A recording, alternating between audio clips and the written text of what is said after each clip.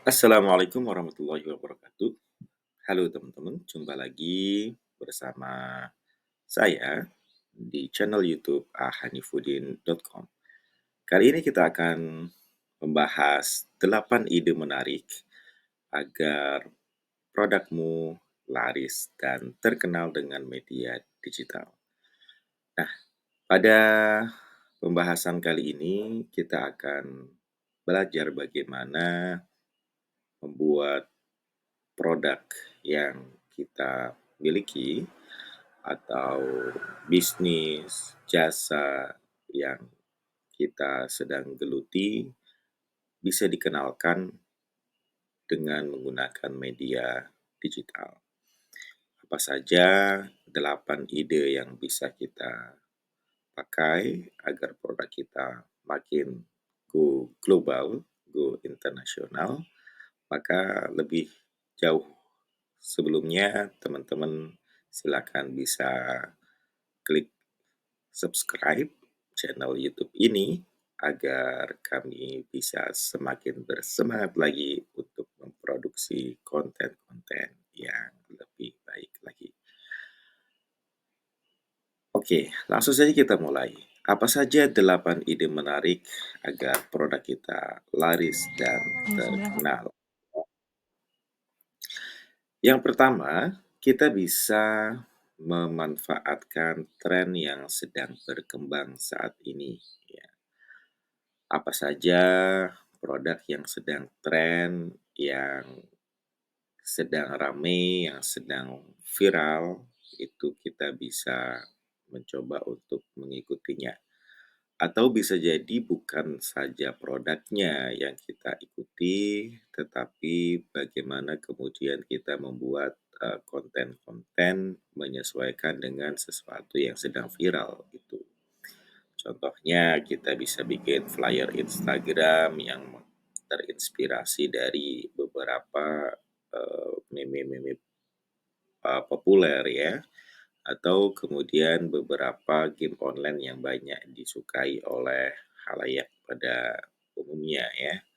Jadi, kita mencoba untuk mendekatkan diri kepada target audiens, kepada pangsa pasar sesuai dengan tren-tren yang sedang viral, yang sedang ramai saat ini. Bisa jadi kalau misalkan trennya atau, target audiensnya adalah ibu rumah tangga yang suka dengan drakor-drakor terkini, itu bisa ya diunggah sesuatu yang sedang terjadi.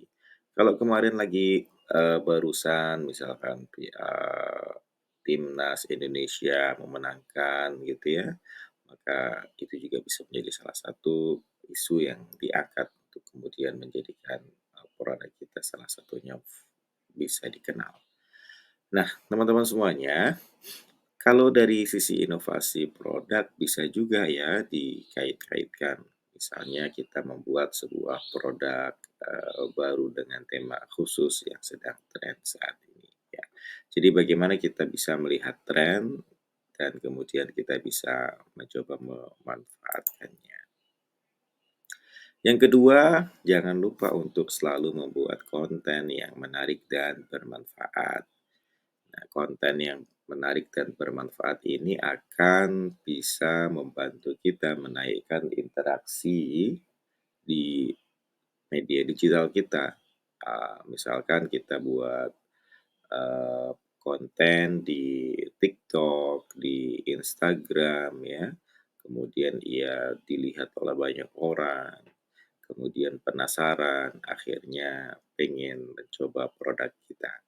Nah, konten-konten yang menarik dan bermanfaat ini lebih jauh nanti akan kita bahas bagaimana tips dan cara membuatnya agar teman-teman tidak kehabisan ide lagi membuat konten yang menarik dan bermanfaat. Oleh karena itu, jangan lupa subscribe channel ini agar teman-teman bisa mendapatkan notifikasi jika ada materi-materi baru yang sudah kami upload berikutnya.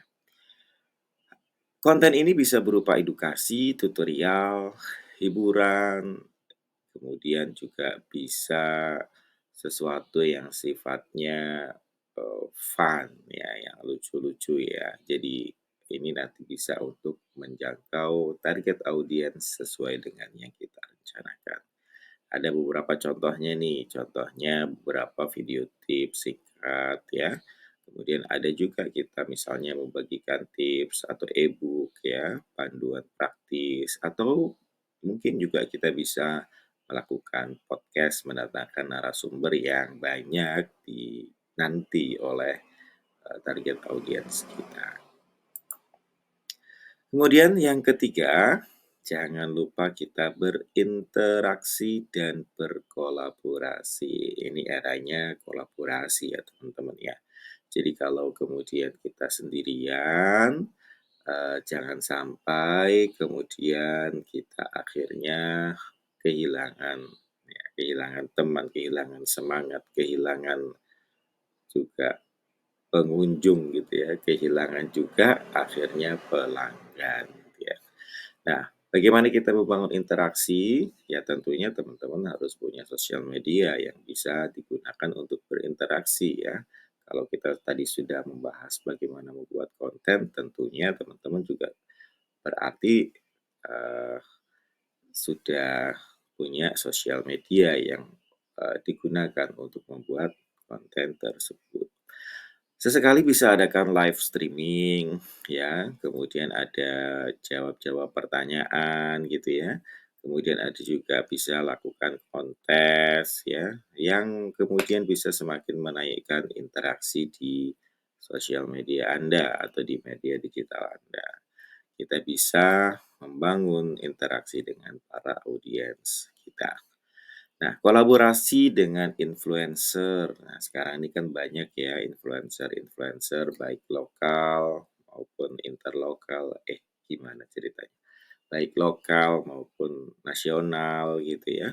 Kemudian kita bisa dengan beberapa kolaborasi dengan brand lain gitu ya. Misalkan kalau produk kita minuman, maka cari makanannya apa gitu ya.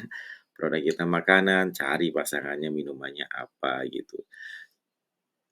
Atau kalau produk kita misalnya makanan, nah ini yang tepat pakai baju apa pada saat makan ini gitu ya. Dipas-pasin aja ya teman-teman ya.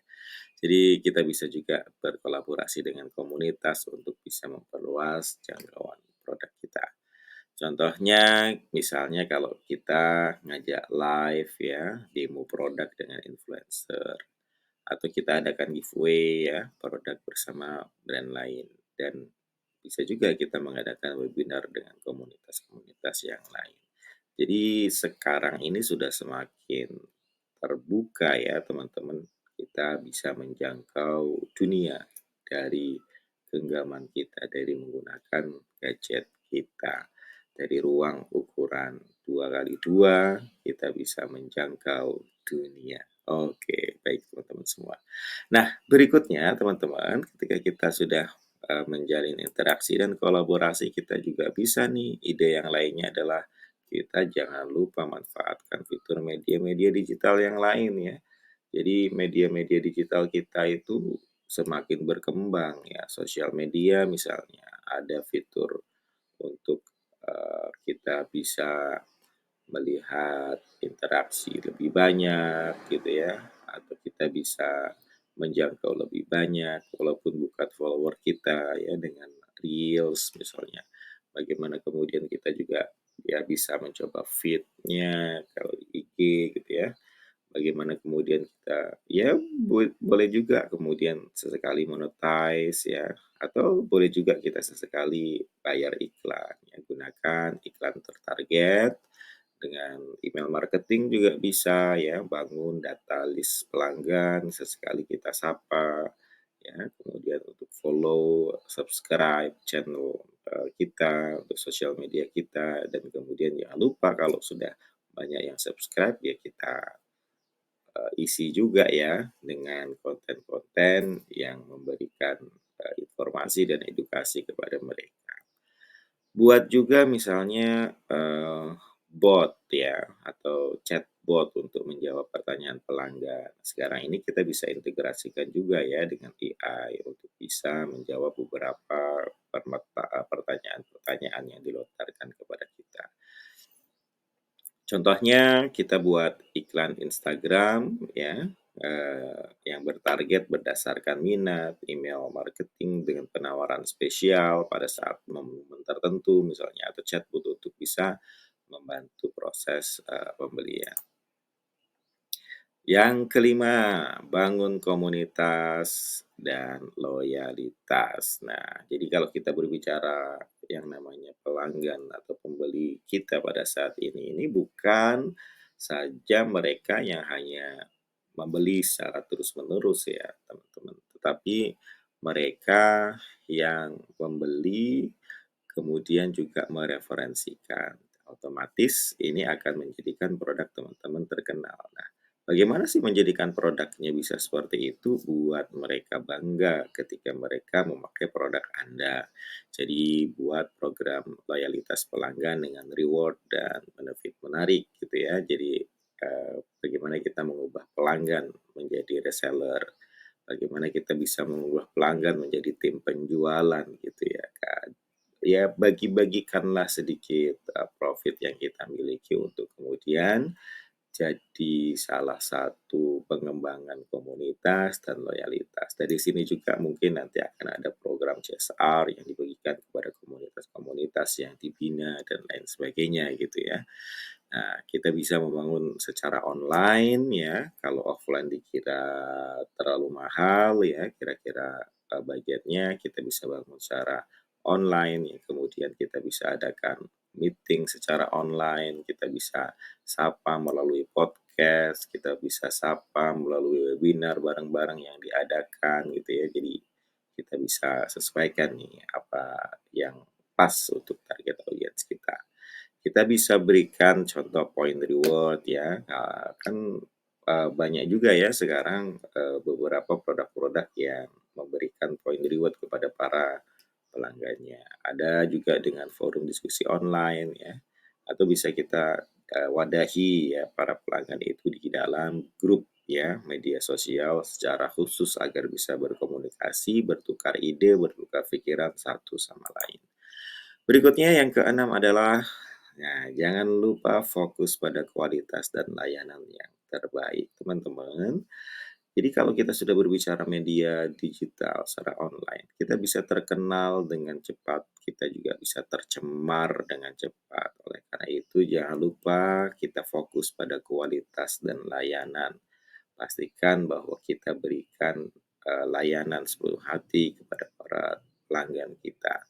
Pastikan bahwa produk atau layanan kita senantiasa berkualitas tinggi dan memberikan nilai tambah bagi pelanggan, sehingga membuat mereka bahagia, membuat mereka senang, membuat mereka ingin balik lagi dan menceritakan kepada orang lain.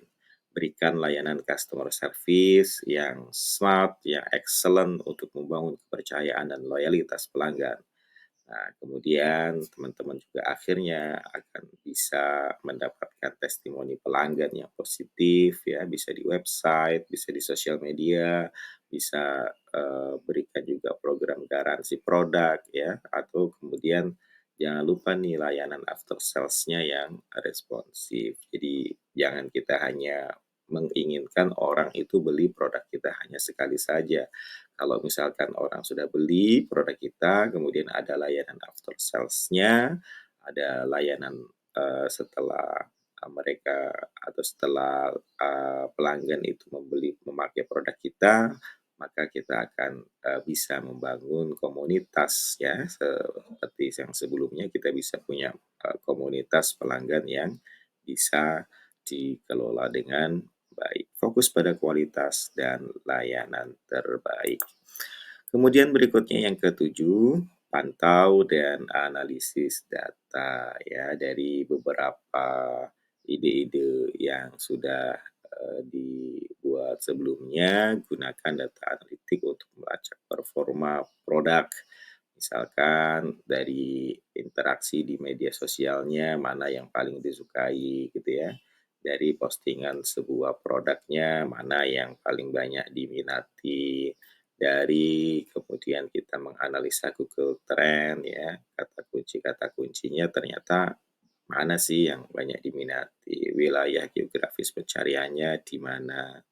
Atau kemudian kita bisa menggunakan campaign marketing ya, kita bisa juga, melacak nih ya performa, produk kita ya, kita juga bisa, melihat bagaimana perilaku pelanggan kita. Nanti kita bisa cek juga tuh kira-kira usia berapa sih yang rata-rata melihat, konten-konten yang kita buat. Oleh karena itu setiap konten ya, tadi kembali ke poin kedua ya, setiap konten yang kita buat kita perlu merumuskan ya targetnya kepada siapa dan lain sebagainya.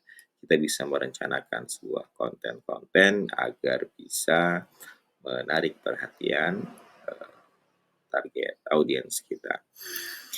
Kita bisa lakukan, penyesuaian strategi ya berdasarkan data yang diperoleh untuk meningkatkan efektivitas pun biasanya kita di sini bisa, menjadikan data ini sebagai dasar untuk kita bisa mengembangkan produk-produk kita yang lain, atau bahkan kemudian dari sini kita bisa memiliki ide untuk memiliki produk tambahan.